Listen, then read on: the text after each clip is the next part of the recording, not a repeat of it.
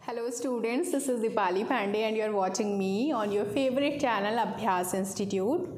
हम लोग कंप्लीट कर रहे हैं chapter metal and non metals, जो कि क्लास 10th का एक बहुत ही इम्पॉर्टेंट चैप्टर है। और अगर मैं आपको बताऊं तो हम लोग बहुत सारी चीज़ें इस चैप्टर के अभी तक पढ़ चुके हैं।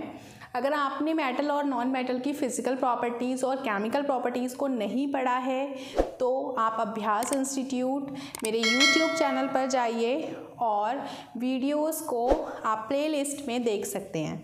इसके अलावा अगर आपको आयनिक कंपाउंड्स या आयनिक बॉन्ड की प्रॉपर्टीज़ के बारे में सीखना है, आयनिक कंपाउंड किस तरीके से बनते हैं, जो कि बहुत बहुत इम्पॉर्टेंट है और क्लास 10th के बच्चों को आना चाहिए, तो उस वीडियो को भी आप प्लेलिस्ट में जा कर के देख सकते हैं। और हाँ, आज की वीडियो को पढ़ने से पहले आप जो हैं जितने भी टॉपिक्स इस चैप्टर से रिलेटेड है उनको पढ़ना ना भूलिए।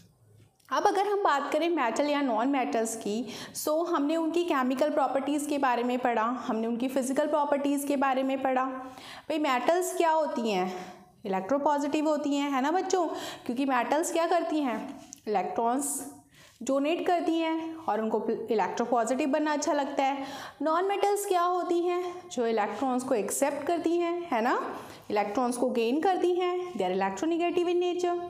मेटल और नॉन मेटल की ये प्रॉपर्टी कहीं ना कहीं उन दोनों को अलग करती है, उनके नेचर को अलग अलग बनाती है। जब मेटल और नॉन मेटल की अगर हम फिज़िकल प्रॉपर्टीज़ को देखें तो मेटल्स सोनोरस होती हैं, डक्टाइल होती हैं, मैलिएबल होती हैं, सॉलिड होती हैं रूम टेम्परेचर पर।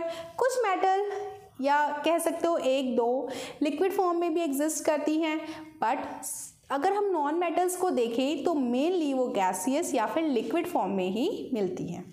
बहुत सारी बातें हैं डिस्कस करने के लिए इसके अलावा मेटल और नॉन मेटल से रिलेटेड।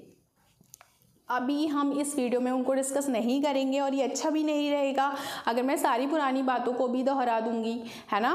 बट आयनिक कंपाउंड्स के बारे में आप ज़रूर सीखना बच्चों, क्योंकि एक क्वेश्चन तो आपके बोर्ड एग्ज़ाम में उस टॉपिक से आना ही है ना। सो आज हम बात करेंगे मेटलर्जी की। छोटा सा आपके मेटल नॉन मेटल वाले चैप्टर में छोटा सा पोर्शन एक मेटलर्जी का है, जो कि कहने के लिए तो छोटा है बट बहुत ही ज़्यादा स्पेसिफिक है। साइंस की वो ब्रांच जिसमें हम मेटल या नॉन मेटल के मेटल के एक्सट्रैक्शन के बारे में सीखते हैं। एक्सट्रैक्शन का क्या मतलब है कि उनको किस तरीके से हम ऑब्टेन करते हैं, उस ब्रांच को हम मेटलर्जी कहते हैं। और अभी क्लास 10 में इतना बहुत कुछ पढ़ने के लिए नहीं है, बट बिलीव मी आगे जा कर के ये साइंस की एक अलग ही ब्रांच हो जाती है मेटलर्जी। बहुत सारे वैज्ञानिक, बहुत सारे साइंटिस्ट इस चीज़ के बारे में रिसर्च करते हैं कि हमें अर्थ की क्रस्ट में कौन सी मेटल कहाँ पर मिल सकती है। They are doing this work only, ठीक है। सो उनका काम होता है माइनिंग करना, ठीक है, मेटल्स की प्रॉपर्टीज़ को ऑब्ज़र्व करना और मेटल्स कहाँ से मिलेंगी, मेटल किस फॉर्म में मिलेंगी, मिनरल्स क्या होंगे और क्या होते हैं, नई नई चीज़ों के बारे में डिस्कवरीज करना। सो आप भी इस बारे में अपना इंटरेस्ट डेवलप कर सकते हो। अभी फ़िलहाल एक बेसिक सा इंट्रोडक्शन जानने की ज़रूरत है। मेटलर्जी के बारे में हम थोड़ा बहुत पढ़ेंगे, है ना। सो मैंने यहाँ पर टॉपिक लिखा है अक्रेंस ऑफ मेटल्स। सो किस तरीके से मेटल हमारे अर्थ की क्रस्ट में मिलती हैं, उसके लिए दो पॉसिबिलिटीज़ हो सकती हैं बच्चों। वो कंबाइंड फॉर्म में मिल सकती हैं या फिर वो नेटिव फॉर्म में मिल सकती हैं। भाई नेटिव मतलब फ्री स्टेट, है ना, मैंने यहाँ पे मेंशन किया है फ्री स्टेट। फ्री स्टेट को हम नेटिव स्टेट भी कह सकते हैं, नेटिव स्टेट, फ्री स्टेट। भाई कुछ मेटल्स जो कि आपने रिएक्टिविटी सीरीज़ में बहुत बार पढ़ा है। जब मैं लास्ट टाइम ये वाला चैप्टर एक्सप्लेन कर रही थी तब मैंने आपको बहुत बार बताया रिएक्टिविटी सीरीज़ ऑफ मेटल्स के बारे में। मैंने आपको ये भी बताया था कि अगर हम एक ग्रुप ऑफ पीपल ऑब्जर्व करें तो उसमें हर किसी का नेचर एक जैसा नहीं होता, या फिर मेरी क्लास में अगर 30 स्टूडेंट्स हैं तो वो सारे के सारे बच्चे इंटेलिजेंट नहीं होते। कुछ बहुत जल्दी कैप्चर करते हैं, कुछ थोड़ा सा टाइम लेते हैं और कुछ बहुत ही ज़्यादा टाइम लेते हैं चीज़ों को समझने में। जो बहुत ज़्यादा टाइम लेते हैं ना, दे आर नॉन रिएक्टिव। उन्हें रिएक्ट करना पसंद ही नहीं है, उन्हें आइसोलेटेड रहना पसंद है, उन्हें नेटिव स्टेट में रहना पसंद है, या ये कहो कि वो कुछ इस कैटेगरी को बिलोंग करते हैं जो कि फ्री स्टेट या फिर नेटिव स्टेट में आती है। आप मेरी बात को समझ रहे हो ना? मतलब उनका नेचर ऐसा है कि वो किसी के साथ कंबाइन होना पसंद नहीं करते। They want to remain isolated, they want to remain in free state। ठीक है। सो जैसे अगर हम बात करें गोल्ड की, एयू होता है गोल्ड, ऑरम सिल्वर, हाइड्रागायरम मतलब मरकरी, प्लैटिनम एटसेट्रा। ये जितनी भी मेटल्स हैं ये अर्थ की क्रस्ट में फ्री स्टेट में मिलती हैं, नोबल स्टेट में मिलती हैं। ये किसी के साथ भी रिएक्शन करना पसंद नहीं करती। समझ गए ना इस बात को? ओके। कंबाइंड स्टेट की अगर हम बात करें तो मेरी तरह बात करने वाली, ठीक है, नए नए फ्रेंड्स सुनाने वाली, या फिर आप कहो बहुत ज़्यादा रिएक्टिव या थोड़ी मिडिल रिएक्टिव भी, ठीक है। सो ऐसी मेटल्स जो कि अर्थ की क्रस्ट में कंबाइंड फॉर्म में मिलती हैं, उसके कुछ एग्जांपल्स जैसे हम देखें, जैसे सोडियम हो सकता है, कैल्शियम हो सकता है, पोटेशियम हो सकता है, एल्यूमिनियम हो सकता है, लेड हो सकता है, कॉपर हो सकता है और बहुत सारे, है ना। क्योंकि reactivity of series of metal अगर मैं लिखूं तो भाई कुछ ऐसे था ना, केदारनाथ का माली आलू जरा फीके पकाता है, सीयू हेजी एजी एयू। इसमें यहाँ पर जो ऊपर वाली मेटल्स होती हैं वो मोस्ट रिएक्टिव मेटल्स होती हैं और वो कंबाइंड स्टेट में मिलती हैं, है ना। एल्यूमिनियम तक ये कंबाइंड स्टेट में मिलती हैं। ये जो मेटल्स हैं ये भी कंबाइंड स्टेट में मिलती हैं, बट ये इनके लाइक आप कह सकते हो कि हर एक मेटल ना किसी एक ही चीज़ से कंबाइंड हो, दिस इज़ नॉट नेसेसरी, ठीक है। किसी एक ही चीज़ से कंबाइंड हो, दिस इज़ नॉट नेसेसरी। उनके कॉम्बिनेशन की स्टेट अलग अलग हो सकती है। हो सकता है वो सल्फाइड फॉर्म में एग्जिस्ट करे, कार्बोनेट फॉर्म में एग्जिस्ट करे, रॉक सॉल्ट भी सल्फाइड फॉर्म में एग्जिस्ट करे, है ना, हैलाइड्स फॉर्म में एग्जिस्ट करे, ऑक्साइड फॉर्म में एग्जिस्ट करे। तो it depends on their nature. So high reactive metals, middle reactive metals, low reactive metals. जो लो रिएक्टिव मेटल्स होती हैं ये नेटिव स्टेट में मिलती हैं, ठीक है। I hope you are getting this point. Now what are minerals? भाई मैं सपोज करो मैं साइंटिस्ट हूँ या फिर आप साइंटिस्ट हो। साइंटिस्ट का मतलब है आप जियोलॉजिस्ट हो। जियोलॉजिस्ट क्या होते हैं? एक ऐसे साइंटिस्ट जो कि इन चीज़ों के बारे में पता लगाते हैं, जिनका काम ही यही होता है इस चीज़ की स्टडी करना।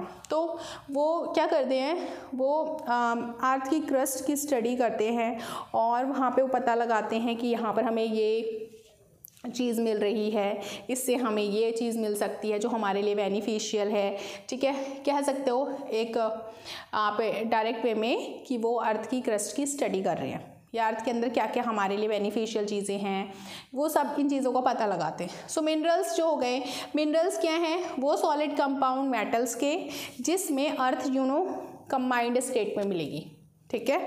सो ये बहुत बहुत इंपॉर्टेंट है, आप इसे लिखोगे, ठीक है, आप इसे लिखोगे। इम्पॉर्टेंट क्या है? इम्पॉर्टेंट मिनरल्स क्या होते हैं? वो सॉलिड कंपाउंड्स मेटल्स के जो कि नेचुरली मिल रहे हैं। कहाँ पर मिल रहे हैं? जो कि नेचुरली मिल रहे हैं। कहाँ पर? अर्थ की क्रस्ट में, नेचुरली। ऐसा बोला जाता है कि एक सुपरनोवा एक्सप्लोजन हुआ था जिसके बाद अर्थ की क्रस्ट में बहुत सारे चेंजेस आए और वो चेंजेस होते गए, जिसके बाद ये बहुत सारे राज थे, बहुत सारी मिस्ट्रीज थी जो कि अर्थ की क्रस्ट में दब गई, है ना। बहुत सारे रहस्य हैं अभी भी जिनका पता लगाना बाकी है। अब ओर्स क्या हुए? ओर्स वो मिनरल्स हैं अगर हम उनसे मेटल को एक्सट्रैक्ट करें कमर्शियल स्केल पर means as a business for earning money और for the use of people, ठीक है। सो वो इजी भी हो और प्रॉफिटेबल भी हो। प्रॉफिटेबल का मतलब जैसे मैं बोलूँ, आप एक एग्जांपल सुनो। जैसे मैंने राइस खरीदा, मैंने 1 किलो राइस खरीदा एक शॉप से, मैंने 1 किलो राइस खरीदा दूसरी शॉप से। अब जब मैंने 1 किलो राइस जो पहली शॉप से खरीदा, 1 किलो में मान लो 700 ग्राम उसमें इम्प्योरिटीज़ थी, ठीक है। और जो मैंने दूसरी वाली शॉप से खरीदा उसमें थोड़ी बड़ी बड़ी इम्प्योरिटीज़ थी, बट सिर्फ 100 ही ग्राम थी। अब बताओ मैं किस वाले उसमें प्रॉफिट में हूँ? शॉप 1 से अगर मैं ख़रीदूँ तो, या शॉप 2 से अगर मैं ख़रीदूँ तो। सो ऑब्वियसली शॉप 1 से जो मैंने सामान ख़रीदा उसमें 700 ग्राम इम्प्योरिटी है, और वो इम्प्योरिटी मैं अगर उसको साफ़ करने बैठूँगी तो मेरा कितना सारा टाइम वेस्ट होगा, मुझे कितनी ज़्यादा मेहनत करनी पड़ेगी। और फिर मैं मेहनत करूँ भी तो उसके बाद मुझे सिर्फ 300 ग्राम राइस मिल रहा है प्योर। सो वो तो मेरे लिए प्रॉफिटेबल नहीं है। अगर मैं दूसरी शॉप से ख़रीदूँ, उसमें थोड़ा बड़ा इम्प्योरिटी है, सिर्फ 100 ग्राम इम्प्योरिटी है, उसमें मेरा टाइम भी कम लगेगा और 900 ग्राम मुझे राइस भी मिलेगा। So that is profitable. So ऐसे मिनरल्स जिनसे अगर हम मेटल्स को एक्सट्रैक्ट करें, मेटल्स को सेपरेट करें, सो वो इजी भी हो और प्रॉफिटेबल भी हो। हमने जितना उसमें लेबर लगाया, जितना उसमें मनी लगाया, जितना उसमें टाइम लगाया, वो सब चीज़ की रिकवरी हो जाए, वो सारा पैसा वसूल हो जाए, तो उस मिनरल को हम ओर्स कहेंगे। अब एक चीज़ आप नोट करोगे बच्चों, यहाँ पर all ores are minerals but all minerals are not ores. बच्चों ये आ सकता है, शायद आपसे कोई पूछ ले कि भाई इस लाइन का क्या मतलब है, ये एक्सप्लेन करो। तो आप क्या बोलोगे कि भाई सारी ओर्स मिनरल हैं बट सारे मिनरल्स और नहीं हैं। भाई मिनरल्स तो वो है ना जिसमें मेटल कंबाइंड स्टेट में है, और वो जो नेचर में नेचुरली प्रेजेंट है वो मिनरल है। बट अगर आप उस मिनरल से मेटल का एक्सट्रैक्शन करें और वो हमारे बजट में हो, हमें प्रॉफिट दे, हमारी सारी कॉस्ट का पैसा वसूल हो, सो ऐसे मिनरल को ही हम और कहेंगे। भाई सारे के सारे मिनरल और नहीं हो सकते। क्यों नहीं हो सकते? क्योंकि सारे मिनरल से अगर हम मेटल्स को एक्सट्रैक्ट करने लगेंगे तो वो सिरदर्द हो जाएगा, ठीक है।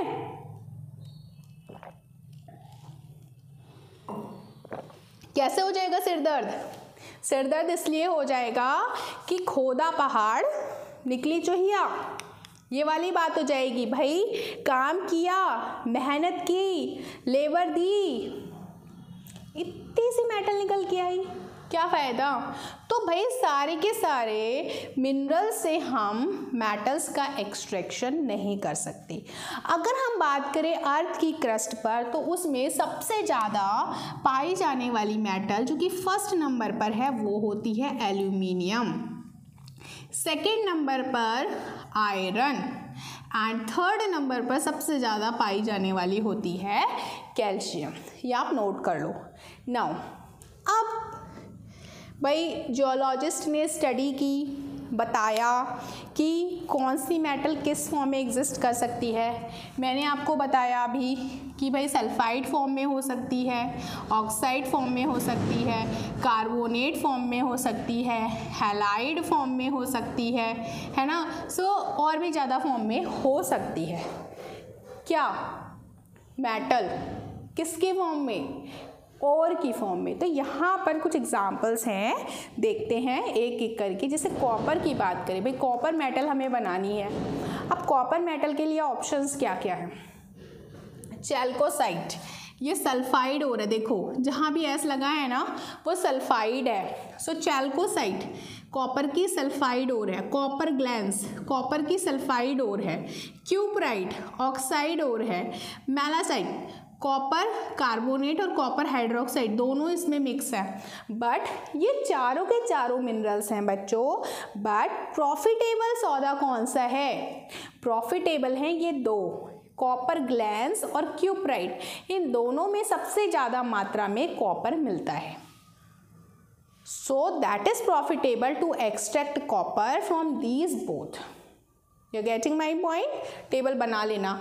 लेड की बात करते हैं। लेड की ओर्स के नाम है galena, litharge, cerussite, anglesite. But galena sulphide ore है, लिथाज ऑक्साइड ओर है, सेरुसाइट कार्बोनेट ओर है, एंगलसाइट सल्फेट ओर है। बट सबसे ज़्यादा प्रॉफिटेबल किस में होता है? गैलेना और लेड सल्फेट। याद करना है आपको ये सारा, ठीक है? याद करोगे तभी फायदे में रहोगे। गैलेना सबसे ज़्यादा, मैंने टिक लगाया हुआ है। टिक मैंने कहाँ लगाया है? जिससे हमें मेटल आसानी से मिल सकती है, उसके आगे मैंने टिक लगाया हुआ है। मरकरी Hg होता है ना, मरकरी। हाइड्राकाइरम सिनेबार हो गई, ठीक है, सल्फाइड हो रहा है, देखो सल्फाइड हो रहा है। जिंक की जिंक ब्लैंड, जिंसाइट, कैलामाइन। बट इसमें ये तीनों ही इसकी एनरिच्ड हाईली एनरिच्ड ओर है, मतलब जिंक इनमें तीनों में प्रेजेंट होता है। बट जिंक ब्लैंड जो है वो सल्फाइड ओर है, जिंसाइट जो है ऑक्साइड ओर है, कैलामाइन जो है वो कार्बोनेट ओर है। एल्यूमिनियम बॉक्साइड ओर जो है उससे एल्यूमिनियम एक्सट्रैक्ट होता है ना। और एल्यूमिनियम जो है ये इसकी ऑक्साइड ओर है, Al2O3.H2O, ये उसकी ऑक्साइड ओर है। Now iron Fe, haematite, magnetite, siderite. Haematite oxide ore है, मैग्नेटाइट ऑक्साइड ओर है, सिडराइट कार्बोनेट ओर है। बट हेमेटाइट और सिडराइट से ज़्यादा अमाउंट में हमें आयरन मिलता है।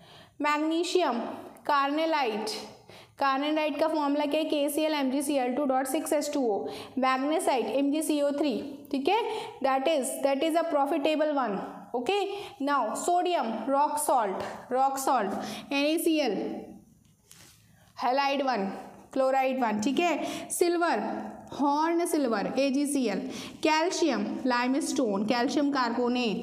सो this is a table which is related to ores, ठीक है। सो हमने यहाँ पर क्या सीखा? We have learn that how metals exist, metal occurs on the earth crust. They occur in the form of minerals or some in the free state. The metals which occur in free state, that is called native state. There are few which are non-reactive metals, but the metals which react in combined state, those are reactive metals. Okay, or medium reactive metals. If they occur in combined state, they can exist in carbonate form, sulfide form, oxide form, halide form, and so many. But if they are occurring naturally in the earth crust in any combined form, so those all are called minerals. But it is not like that कि भाई आपको gold मिल गया, silver मिल गया, which is not in combined state, but even then you need to refine it. हो सकता है कि उसमें कुछ ना कुछ इम्प्योरिटी हो। So there are few steps how can you get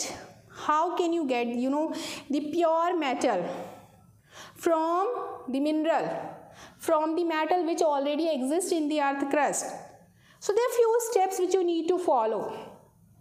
you need to learn step by step. Process होती हैं, इंडस्ट्रीज होती हैं, बड़ी बड़ी इंडस्ट्रीज होती है, फैक्ट्रीज होती है जो सिर्फ यही काम करती है, जो एक्सट्रैक्शन ऑफ मेटल्स करती है, जो हम लोग घर पर नहीं कर सकते। So they are made for this purpose. Okay, so ores वो मिनरल्स होते हैं, अगर हम उनसे मेटल्स को एक्सट्रैक्ट करें, so that is profitably, that is economical, that is in our budget and we are going to get profit, that is on the commercial scale. So those are called ores. All minerals are not ores, but all ores are minerals. So that was the key point for the day. Let me see, camera is working. Yes, it is working. So all all ores are minerals but all minerals are not ores. This I said, this is the key point of the day. क्योंकि होता क्या है कि हम सारे minerals से metals को अलग करें, ये ज़रूरी नहीं है कि प्रॉफिट वाला हो, सौदा हो, बट सारी के सारे और से अगर हम मेटल्स को एक्सट्रैक्ट करेंगे so that is economical, that is easy. So that is why we do this process. And metals अपनी रिएक्टिविटी के अकॉर्डिंग उनको 3 स्टेजेस में बांटा गया है. Highly reactive metal, middle reactive metal, low reactive metal. Highly reactive metal सबसे top में exist करती है रिएक्टिविटी सीरीज में, ऑक्साइड्स की फॉर्म में मिलती हैं. उनको एक्सट्रैक्ट करने के लिए अलग प्रोसेस होती है, इलेक्ट्रोलाइसिस होती है. बट जो मिडिल में होती है वो सल्फाइड या कार्बोनेट की फॉर्म में मिलती है. उनको अलग करने के लिए बहुत सारे स्टेप्स होते हैं, जैसे रोस्टिंग हो गया, कैल्सिनेशन हो गया, फिर रिडक्शन हो गया. सो वो मैं अभी आपको अगली वीडियो जब बनाऊंगी ना, उसमें मैं पूरा आपको चार्ट बनाऊंगी बहुत अच्छे से. एंड ट्रस्ट मी, आपको बहुत अच्छे से समझ में आएगा. उसके बाद जो है हमने कुछ एग्जाम्पल्स देखे कि भाई सल्फाइड और भाई एक मेटल की कितनी सारी ओर्स हो सकती है. मैंने ये इसलिए लिखा कि मैंने कॉपर लिखा, उसकी सारी ओर्स को मैंने एक साथ लिख दिया. आपको किसी बुक में सल्फाइड और लिखा होगा, सिर्फ सल्फाइड और ही दी होगी, वो थोड़ा सा मुझे लगता है कि कन्फ्यूज़न भी हो सकती है बच्चों को कि कॉपर की अच्छा यहाँ पर दूसरी पढ़ो, वहाँ पर दूसरी पढ़ो, वहाँ पर तीसरी पढ़ो. सो दैट इज़ वाई मैंने सोचा कि उसको कंबाइन कर देते हैं. कॉपर की सारी ओर से एक साथ लिख देते हैं, लेड की सारी ओर से एक साथ लिखते हैं, मरकरी, जिंक और जो भी इंपॉर्टेंट ओर थी मैंने उन सबको एक टेबल में लिख दिया ताकि मेरे स्टूडेंट्स को प्रॉब्लम ना हो और वो ईजिली इस चीज़ को पढ़ सकें. आप इस चीज़ का स्क्रीनशॉट ले लो. और मैंने आपको ये भी बताया है कि सबसे ज़्यादा जो फॉर्म में एग्जिस्ट होती है, मतलब सबसे ज़्यादा जो मेटल हमारे आती है क्रस्ट में होती है, वो पहले नंबर पे एल्यूमिनियम है, दूसरे नंबर पे आयरन है और तीसरे नंबर पे कैल्शियम है. ठीक है. और बाकी जो भी मेटल्स हैं उनकी अलग अलग प्रॉपर्टीज़ होती हैं, सबकी प्रॉपर्टीज़ सेम नहीं होती हैं. कैसे हमें उनको एक्सट्रैक्ट करना है ये तो आज का इंट्रोडक्शन था कि वो कैसे एग्जिस्ट करती हैं, मेटलर्जी क्या होती है. अब हम आगे स्टेप सीखेंगे कि क्या क्या स्टेप्स हम यूज़ कर रहे हैं मेटलर्जी में. सो बने रहिए मेरे चैनल पर.